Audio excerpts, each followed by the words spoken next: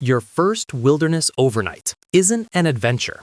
It's a controlled calibration of 3 critical life support systems. Stop treating your first overnight trip like a vacation. It is a systems engineering problem. You are managing a biological heat engine, your body, against a chaotic environment. The goal is homeostasis, not comfort. First, let's address thermal regulation. Marketing sells sleeping bags by comfort ratings, which are subjective. We look at physics, specifically conductive heat loss to the ground.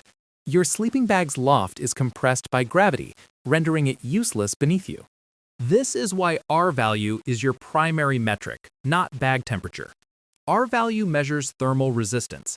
If the ground temperature is 30 degrees Fahrenheit, minus 1 degree Celsius, and you have an R value of 2.0, you will lose body heat via conduction regardless of your sleeping bag's quality.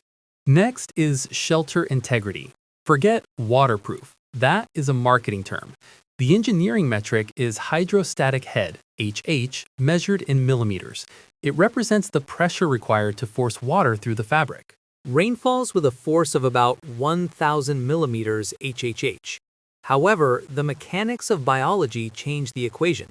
When you kneel on your tent floor, you generate pressure far exceeding a rainstorm.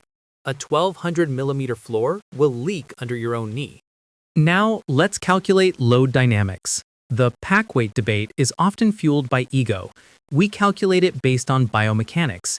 Exceeding a specific percentage of body mass shifts your center of gravity, exponentially increasing energy expenditure and injury risk.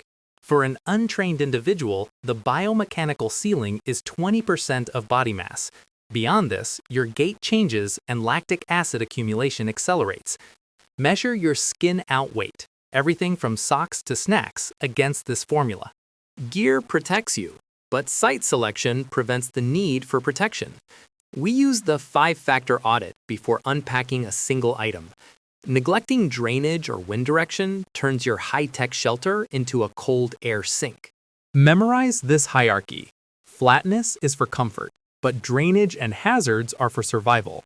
A flat spot in a depression is a bathtub in a storm. A flat spot under a dead branch is a death trap. Redundancy is your insurance policy.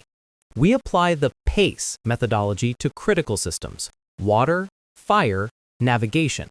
Do not rely on a single failure point, like a battery or a piezo igniter. Finally, the logistics of failure.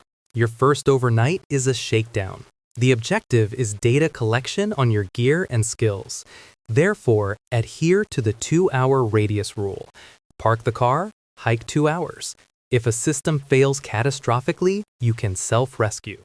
Better yet, conduct your first full system load test in your backyard. It is not embarrassing. It is engineering verification. Find a failure point when the cost is 0, not when the cost is hypothermia.